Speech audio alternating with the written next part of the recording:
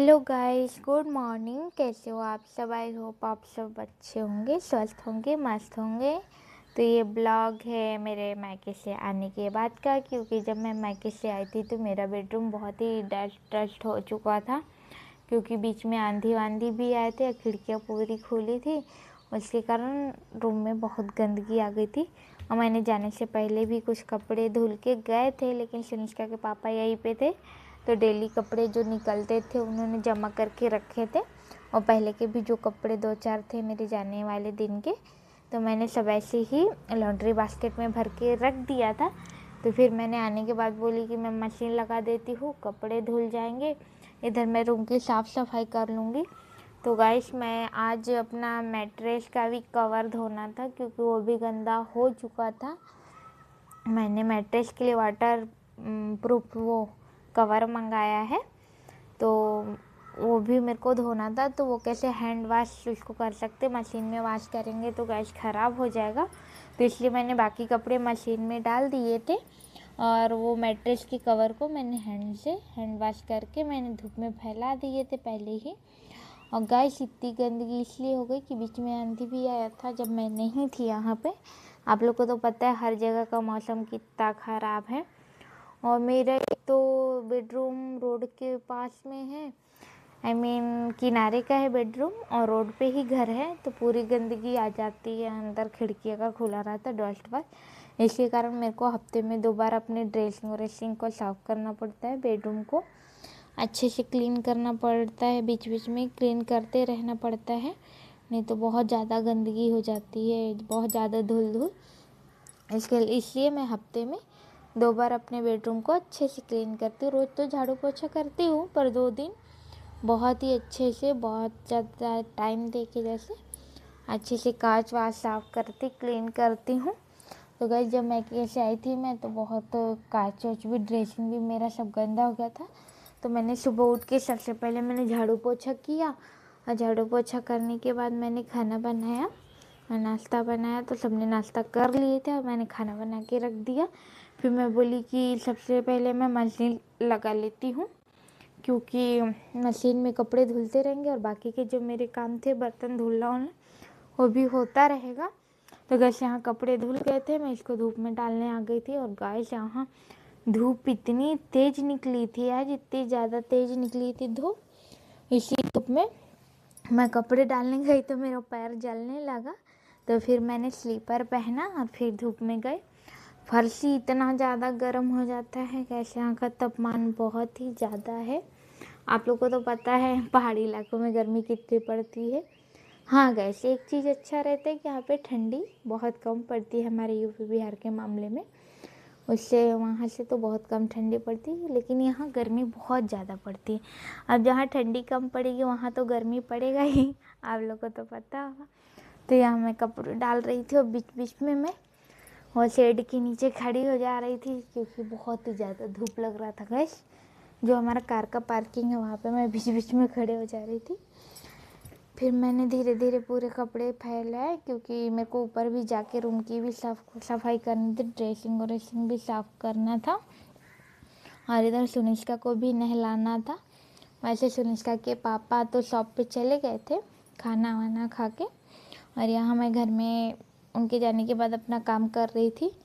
तो गाइस, जैसा कि आप लोग देख रहे हैं, मैं कपड़े वॉशिंग मशीन में ही धुलती हूँ। अक्सर मैं हफ्ते भर का कपड़ा जमा करके रख देती हूँ, जैसे चादर वादर या पायदान हुआ या सुनिष्का के पापा के कपड़े, ये सब जमा करके मैं रख देती हूँ। और अपने कपड़े मैं रोज़ धुलती हूँ, जब भी मैं नहाती हूँ तो अपने और सुनिष्का के जो कपड़े रहते हैं धुल देती, और जो इसके पापा का रहता है वो रख देती हूँ गाइस। और हर हफ्ते में एक बार मैं धो लेती हूँ। तो जब मैके से आई थी तो मैं यहाँ कंबल वम्बल सब निकाल दी थी धुलने के लिए, क्योंकि मुझे ऐसा लग रहा था हर चीज़ कितना गंदा है। तो किचन भी ऐसे ही डल सा लग रहा था, तो मैं आगे सबसे पहले किचन की ही साफ़ सफाई की, फिर खाना बनाए, फिर हम लोग खाना वाना खा के फिर आराम किए पूरे दिन उस दिन। फिर उसके अगले दिन मैंने रूम की सफाई की गैस। तो यहाँ मैं, आप लोग देख रहे हैं, मैं लिक्विड वो डाल रही हूँ, सर्फ जो रहता है लिक्विड फॉर्म में मैं डाल रही हूँ मशीन में, क्योंकि सर्फ से कैसे वॉशिंग मशीन बोलते ख़राब हो जाता है, और कपड़े भी उसमें वाइट वाइट सा चमक आती है अजीब सा कपड़े में जब सरफ से धुलो तो। और ये जो अपना लिक्विड फॉर्म में जो आता है, इससे वॉशिंग मशीन में लिक्विड ही डाल के धुलना चाहिए, इससे हमारा मशीन ख़राब नहीं होता है और कपड़े भी बहुत अच्छे दिखते हैं। तो मैं हमेशा कपड़े धोने के लिए अब तो लिक्विड ही यूज करती हूँ गाइस। पहले मैं कैसा सरफ यूज करती थी, लेकिन जैसे मुझे पता चला कि लिक्विड से कपड़े अच्छे रहते हैं तो मैं लिक्विड से ही धोती हूँ। तो यहाँ मैं लिक्विड से ही धो रही थी।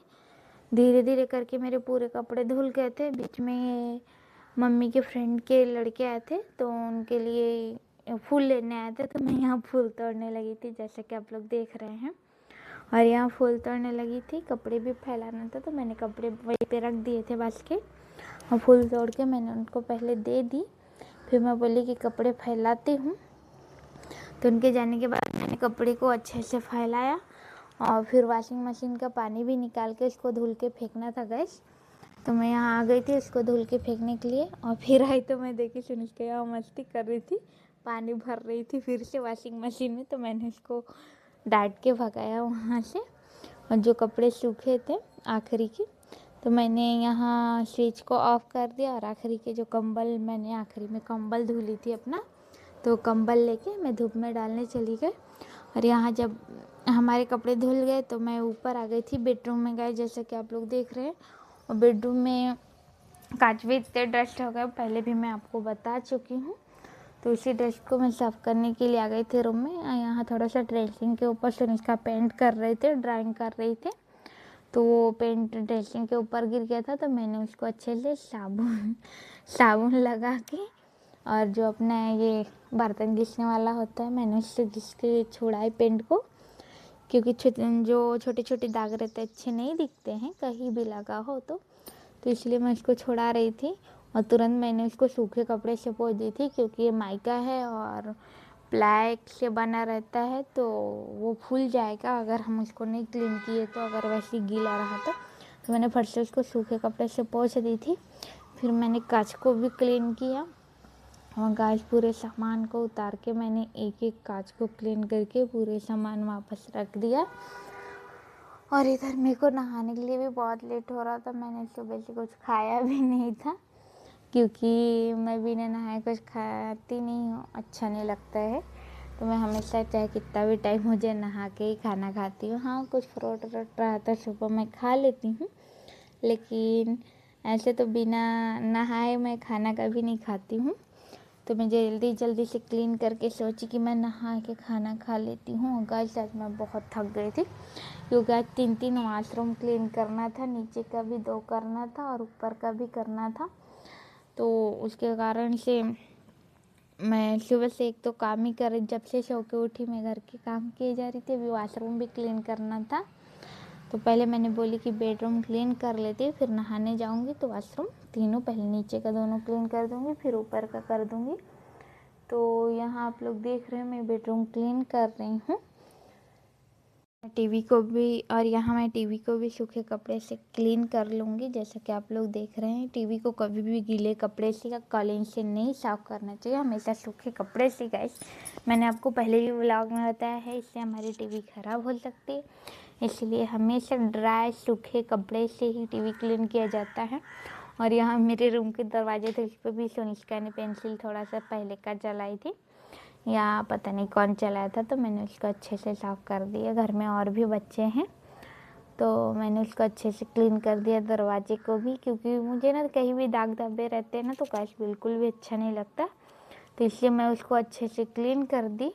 और दरवाज़ा भी, तो मैं बोल रही थी मम्मी आज आप इतनी सफाई क्यों कर रही हो, कोई आने वाला है क्या? मैं बोली नहीं बेटा, अपन आए हैं गाँव से तो इतना डस्ट सा हुआ है, अच्छा नहीं लग रहा है, तो इसलिए मैंने सोची कि क्लीन कर देती हूँ। तो मैं पूरा दरवाज़ा, क्योंकि दरवाज़ा मैं बहुत कम बार ही क्लीन करती हूँ, उतना गंदा होता नहीं है। जब सुनिश्चित ने दरवाजे को देखी तो बोलने लगी थी कि मम्मी आप इतनी सफाई क्यों कर रहे हो, कोई आ रहा है क्या? मैं बोली नहीं बच्चे। तो फिर वो चली गई थी और वो ड्राइंग करने के लिए मुझसे कलर भी मांग रही थी, कलर का पैकेट, कि मम्मी कलर का पैकेट दो, मुझे ड्राइंग करना है।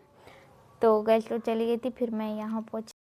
तो मैं यहाँ पोछा लगा रही थी गैस। पोछा लगाऊंगी अच्छे से, क्योंकि मैं 15 दिन से थी नहीं तो रूम में, बेडरूम में पोछा लगा नहीं, क्योंकि संस्था के पापा रात को आते थे, रूम में सोते थे और सुबह फिर उठ के अपनी शॉप पे चले जाते थे, तो उनको टाइम नहीं मिलता था, इसलिए बहुत दिन से पोछा नहीं लगा। तो मैं यहाँ अच्छे से पोछा लगा लूँगी, फिर नहाने चली जाऊँगी। तो आज का ब्लॉग हमारा बस इतना ही, फिर मिलते हैं नेक्स्ट ब्लॉग में। तो गाइस, आपको अगर मेरा थोड़ा भी ब्लॉग अच्छा लगता होगा तो मेरे चैनल को सब्सक्राइब करिए, लाइक करिए, कमेंट